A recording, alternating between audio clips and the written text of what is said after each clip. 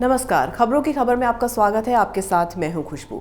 बंगाल में अगले साल विधानसभा चुनाव होने हैं और तमाम राजनीतिक दलों ने इन चुनावों के लिए राजनीतिक जमीन तैयार करनी शुरू कर दी है। केंद्रीय गृह मंत्री अमित शाह ने बीजेपी की ओर से बंगाल की कमान अपने हाथों में ले ली है। वो अपने 2 दिवसीय बंगाल के दौरे के दौरान मतुआ समुदाय के मंदिर गए और उन्होंने मतुआ समुदाय के पार्टी कार्यकर्ता नवीन विश्वास के घर जाकर भोजन भी किया। उनके साथ बीजेपी के राष्ट्रीय महासचिव कैलाश विजयवर्गीय, पार्टी के राष्ट्रीय उपाध्यक्ष मुकुल रॉय और बीजेपी के प्रदेश अध्यक्ष दिलीप घोष भी मौजूद थे। शाह से पहले ममता बनर्जी की तृणमूल सरकार ने भी मतुआ संप्रदाय के डेवलपमेंट बोर्ड के गठन के लिए 10 करोड़ रुपए देने का ऐलान किया था। यहाँ पर अब सवाल ये उठता है कि कोई तो वजह होगी कि बंगाल चुनाव से ठीक पहले हर राजनीतिक दल आखिर इसी समुदाय के नाम की माला क्यों जप रहा है। वजह छोटी मोटी नहीं बल्कि बहुत बड़ी है, क्योंकि पूरे देश में कुल 8 करोड़ की आबादी वाले इस समुदाय के 3 करोड़ लोग तो पश्चिम बंगाल में ही बसते हैं। हालांकि मतदान को प्रभावित करने वालों की संख्या लगभग 72 लाख है। दिलचस्प बात यहाँ पर यह है कि मौजूदा समय में पश्चिम बंगाल की कुल आबादी ही 10 करोड़ के करीब है। ऐसे में आप खुद ब खुद समझ गए होंगे कि बंगाल चुनाव में तमाम सियासी दलों के लिए ये संप्रदाय कितना ज्यादा महत्वपूर्ण है। असल में मतुआ समुदाय बंगाल में मुस्लिमों के बाद दूसरा सबसे अधिक राजनीतिक प्रभाव वाला समुदाय है। अब यहाँ ये जानना जरूरी हो जाता है कि कहाँ से आए हैं और कौन है इस समुदाय के लोग। इस समुदाय का इतिहास 208 साल पुराना है। ये समुदाय पूर्वी पाकिस्तान मूल का है, जो कि अब बांग्लादेश है। मतुआ संप्रदाय साल 1947 में देश के विभाजन के बाद धार्मिक शोषण से तंग आकर हिंदू शरणार्थी के तौर पर बांग्लादेश से यहाँ पर आया और मजदूरी और छोटे व्यवसाय से जुड़ गया। इस समुदाय के कई लोग आए और पश्चिम बंगाल के उत्तरी और दक्षिण 24 परगना, नादिया, मालदा और कूच बिहार जिलों में बस गए। राजनीतिक रूप से समुदाय के अधिकतर सदस्यों को तृणमूल कांग्रेस के समर्थक के तौर पर देखा जाता है। इस संप्रदाय को बंगाल का दूसरा सबसे प्रभावशाली अनुसूचित जनजाति समुदाय माना जाता है। पहली बार ये समुदाय 2011 में ममता बनर्जी के समर्थन में आया। इससे पहले ये समुदाय वाम मोर्चा के घटक दल फॉरवर्ड ब्लॉक और माकपा के साथ था। इस समुदाय की आबादी प्रदेश की कुल 294 विधानसभा सीटों में से कम 74 सीटों पर निर्णायक भूमिका निभाती है। ममता बनर्जी की तृणमूल कांग्रेस सरकार को प्रदेश में 2011 और फिर 2016 विधानसभा चुनाव जीतने में मतुआ समुदाय ने बहुत बड़ी भूमिका निभाई थी। 2011 में समुदाय का रुझान लेफ्ट से खिसककर ममता बनर्जी की ओर हो गया और ममता के हाथ आ गई पश्चिम बंगाल की कमान। लेकिन जो 2 मौके पश्चिम बंगाल की आवाम ने ममता बनर्जी को दिए हैं, उस पर अमित शाह का कहना है कि कम्युनिस्टों से त्रस्त होकर जनता ने ऐसा किया है। ममता ने अपनी काबिलियत के दम पर सत्ता हासिल नहीं की। इसी की दुहाई देकर शाह बंगाल की जनता से 5 साल का वक्त मांग रहे हैं और बंगाल को सोनार बांग्ला बनाने की बात कर रहे हैं। जाहिर है बंगाल को साधने के लिए मतुआ समुदाय को साथ लेना उनकी या किसी भी राजनीतिक दल की प्रायोरिटी लिस्ट में सबसे ऊपर हो गया है। पिछले लोकसभा चुनाव में बीजेपी को समर्थन देने के बाद अब मतुआ समुदाय के लोग नागरिकता देने की मांग कर रहे हैं।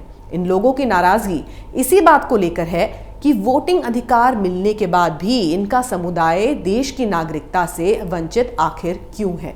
दरअसल इन्होंने इतने सालों में पिछली कांग्रेस, माकपा और मौजूदा तृणमूल सरकार की छत्र छाया में वोटिंग अधिकार हासिल कर लिया है। मतुआ समुदाय का राजनीति से गहरा नाता रहा है। 1962 में परमार्थ रंजन ठाकुर नादिया जिले की अनुसूचित जनजाति के लिए आरक्षित विधानसभा क्षेत्र हसखाली से विधायक बने थे। हालांकि 1990 में उनकी मृत्यु हो गई। इसके बाद बीना पाणी देवी बोरो मां ने जीवन पर्यंत मतुआ संप्रदाय के कल्याण के लिए काम किया। इस समुदाय की कुलमाता बोरो मां ममता बनर्जी की बहुत करीबी थी। उनके परिवार को मतुआ समुदाय का पहला परिवार भी माना जाता है। लेकिन 2014 से ये परिवार बीजेपी और टीएमसी में बटा हुआ है।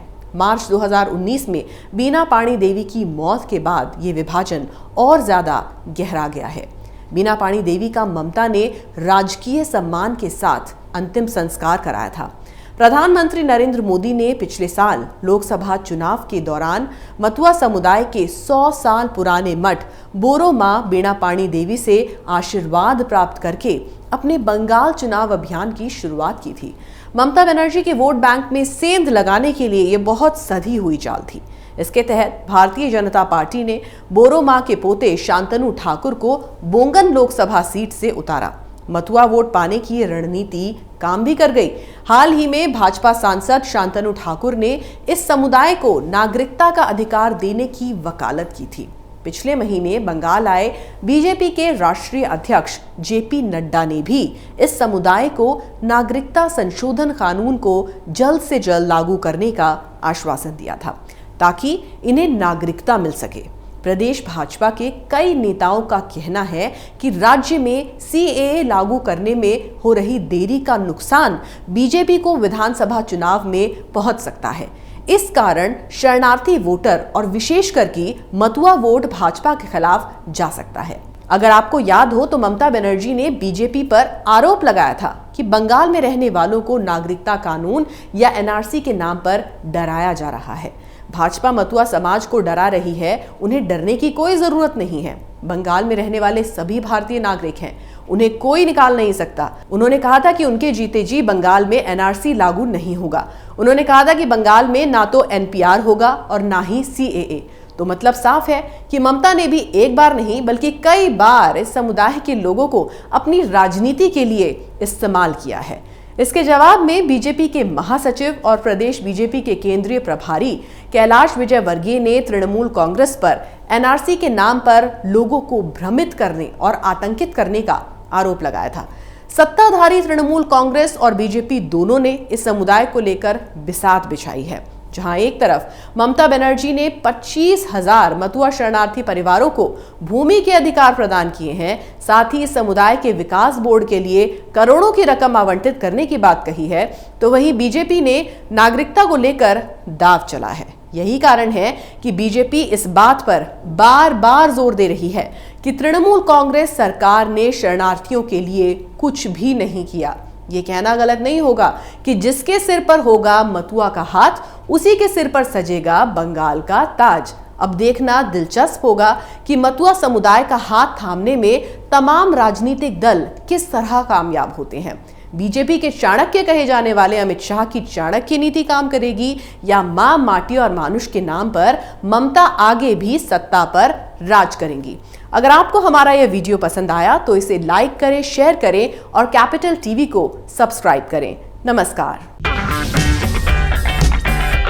अगर आपको हमारा वीडियो पसंद आया हो तो इसे लाइक करें, हमारे चैनल को सब्सक्राइब करें और हाँ, बेल आइकन दबाना ना भूलें ताकि आप तक हमारे वीडियो की नोटिफिकेशन पहुंचती रहे। आप अपना सुझाव हमें कमेंट बॉक्स में दे सकते हैं। हमारे साथ जुड़ने के लिए शुक्रिया।